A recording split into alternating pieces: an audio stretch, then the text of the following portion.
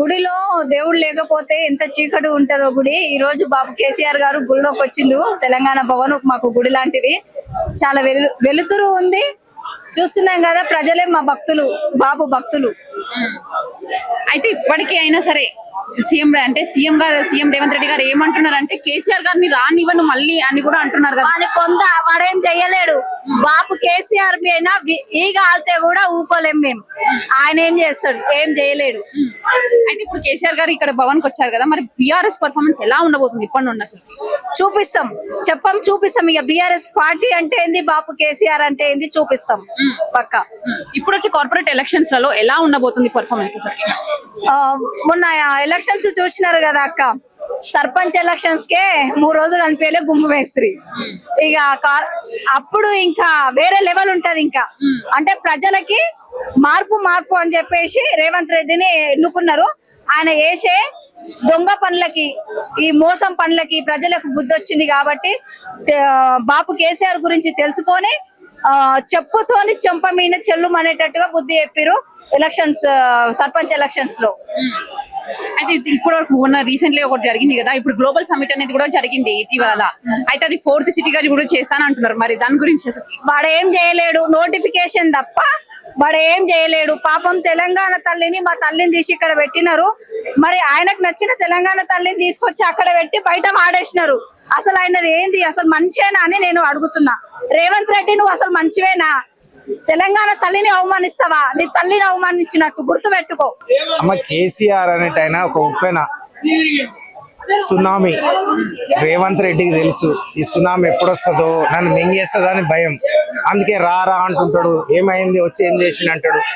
ఆయనని ఇన్సల్ట్ చేసే మాటలు మాట్లాడుతుంటాడు, అవమానించడానికి ప్రయత్నం చేస్తుంటాడు.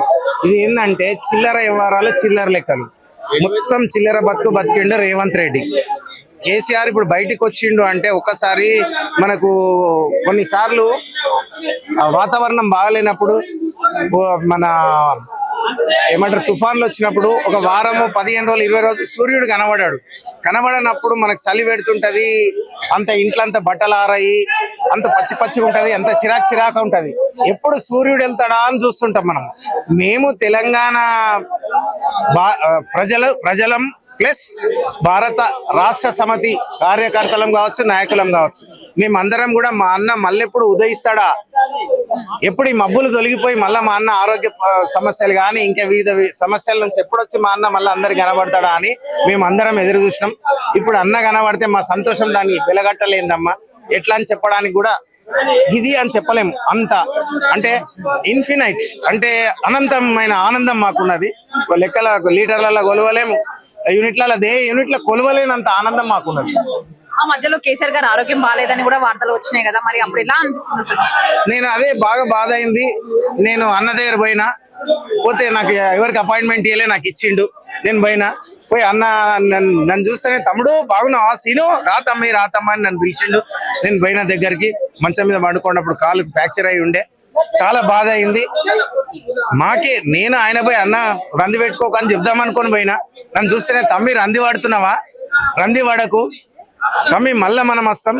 ఈ కాంగ్రెస్లతో రాజ్యపాలన అవుతుందా, నువ్వు చెప్పు, నీ అభిప్రాయం చెప్పు, అది అంటే అన్న గాలతో ఏమవుతుంది అన్న, కాదన్న. నాకు ఉన్నంత ధైర్యం, నేనే బాధలో పోయినా ఆయన ఎట్లుంటాడు అని ఆయన నాకు ధైర్యం చెప్పంగానే నేను మళ్ళీ అన్ని మర్చిపోయి మా అన్న మళ్ళీ వస్తాడు, మా అన్న ఏదైనా చేస్తాడు అనే ధైర్యంతో మళ్ళీ నేను బయటకు వచ్చిన.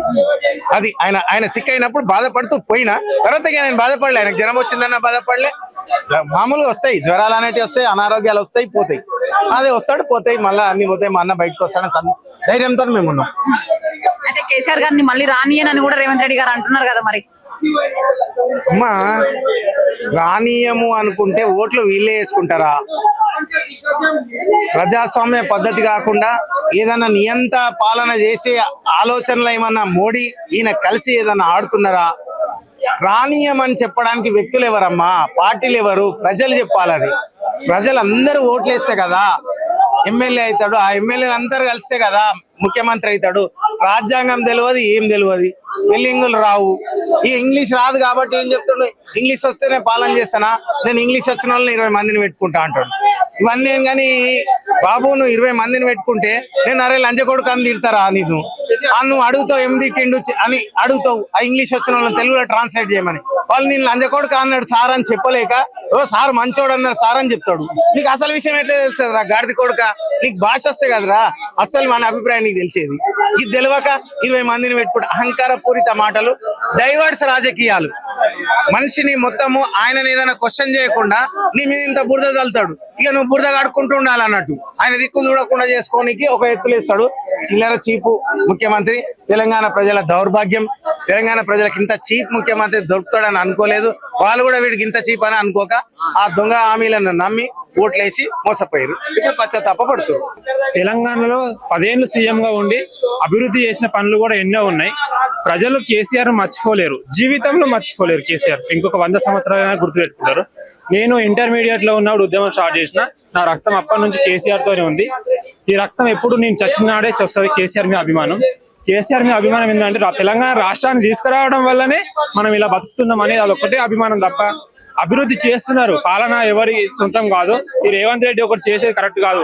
ప్రజల సొమ్ము దుర్వినియోగం చేస్తున్నావు తప్ప ఒక ఇటుకే పెట్టింది లేదు, ఒక కొత్త కాలేజీ కట్టింది లేదు, ఒక కొత్తగా 25 లక్షల ఈ స్కూల్ ఉంటాయంట, 18 లక్షల పిల్లలు ఉంటారంట. వీడు ఏం మాట్లాడుతున్నాడో ఏం సెన్సుని మాట్లాడుతున్నాడు. సీఎం లో చునుకం కూర్చున్నట్టు ఉంది. సీఎం లో కూర్చుంటే అసలు రేవంత్ రెడ్డి ఏం మాట్లాడుతున్నావు ఆయనకు అర్థమవుతలేదు. 25 లక్షల స్కూల్ ఉంటాయా, 18 లక్షల పిల్లలు ఉంటారా? ఆయన మాట్లాడే మాటలు కొంచెం చూసానా మాట్లాడాలి, ఆలోచించాలి. సీఎం కుర్చీలో కూర్చున్నావు, మా తెలంగాణ ఇజ్జత్ ఎందుకు తీస్తున్నావు ఇట్లా? మా కేసీఆర్ ఉన్నప్పుడు అన్న తెలంగాణ ప్రజల చాలా మనోభావాలు కాపాడిండు. తెలంగాణ ప్రజల పండుగలు కానీ సంస్కృతులు కానీ అన్ని కాపాడిండు.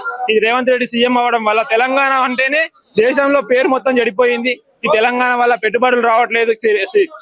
రేవంత్ రెడ్డి సీఎం అయినాక పెట్టుబడులు రావట్లేదు. కేసీఆర్ ఉన్నప్పుడు వివిధ దేశాల నుంచి, వివిధ రాష్ట్రాల నుంచి, వివిధ సాఫ్ట్వేర్లు కానీ, ఐటీలు కానీ, వివిధ రంగాల నుంచి హైదరాబాద్ కు ఉద్యమం లాగా వచ్చినాయి పెట్టుబడులు. ఈ రేవంత్ రెడ్డి సీఎం అయినాక పారిపోతున్నాయి ఎక్కడక్కడ. హైదరాబాద్ లో అసలు ఎవరైనా పెట్టుబడులు పెట్టాలంటే వెనక ముందు ఆలోచిస్తున్నారు. ఈ రేవంత్ రెడ్డి ఎన్ని రోజులు ఉన్నాడు అన్న సీఎం? 28లో మళ్ళా కేసీఆర్ వస్తున్నాడు. పింక్ బుక్ లో రాసి పెట్టుకున్నాం మేమందరం 100% కేసీఆర్ సీఎం అవుతాడు. అప్పుడు ఈ రేవంత్ రెడ్డిని ఎక్కడ పెడతామో మేము అక్కడే పెడతాం. ఖబర్దార్ రేవంత్ రెడ్డి, నువ్వు ఢిల్లీకి మూటలు మోస్తున్నావు, పని చేసుకో. తెలంగాణ ప్రజల సొమ్ము అది, నీ సొమ్ము కాదు. నీ సొమ్ముతో నువ్వు చోకులు చేసుకో. 200 కోట్లు చిన్న పిల్లోడి సంతోషం కోసం 200 కోట్లు ఖర్చు పెట్టినావు. అది కరెక్ట్ న్యాయం కానే కాదు. తెలంగాణ ప్రజలు అంతా గమనిస్తున్నారు, చూస్తారు నీ సంగతి. ఆల్రెడీ సర్పంచ్ ఎలక్షన్ లో నీకు గట్టి గుణపాఠం కలిగింది. ఒకవేళ నువ్వు ఎంపీటీసీ జెడ్పీటీసీ ఎలక్షన్లు పెట్టినావు అనుకో, నీకు మాత్రం నామం లేకుండా పోతుంది. సార్ మీద ఒక పాట రాసిన పాడిన తను చూసిండ్రు. సార్ ఎస్ఐ సార్ పిలిపించిండు. పిలిపిస్తే పోయినా పుట్టినరోజు నాడు పోయి సార్ నువ్వు చూసా కలిసి వచ్చారు. కేసీఆర్ గారి పైన పాట రాశారు. రాసిన ఒకసారి పాడండి.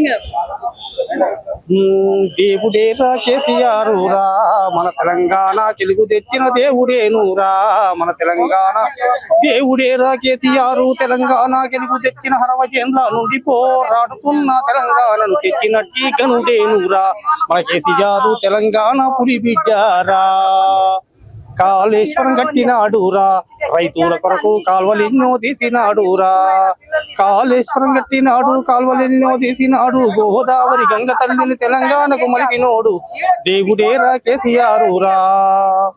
రైతు బాధలు చూసినాడురా, తెలంగాణ కొరకు నిరాదీక్ష పట్టినాడు రా.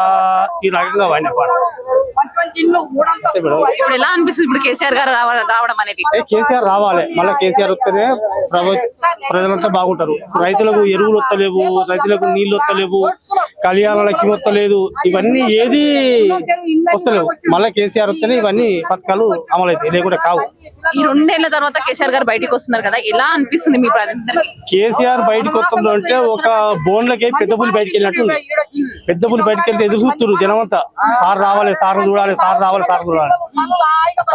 మీరు పొద్దున్న నుంచి బయటనే ఉన్నారా? పొద్దున్న బయట ఉన్నాం, బయట ఉండి సార్ గురించి ఎదురు చూస్తున్నాం. పొద్దుగాల 8 గంటలకు వచ్చినాం. 8 గంటలకు వచ్చినాం. చాలా అయినా వెళ్ళి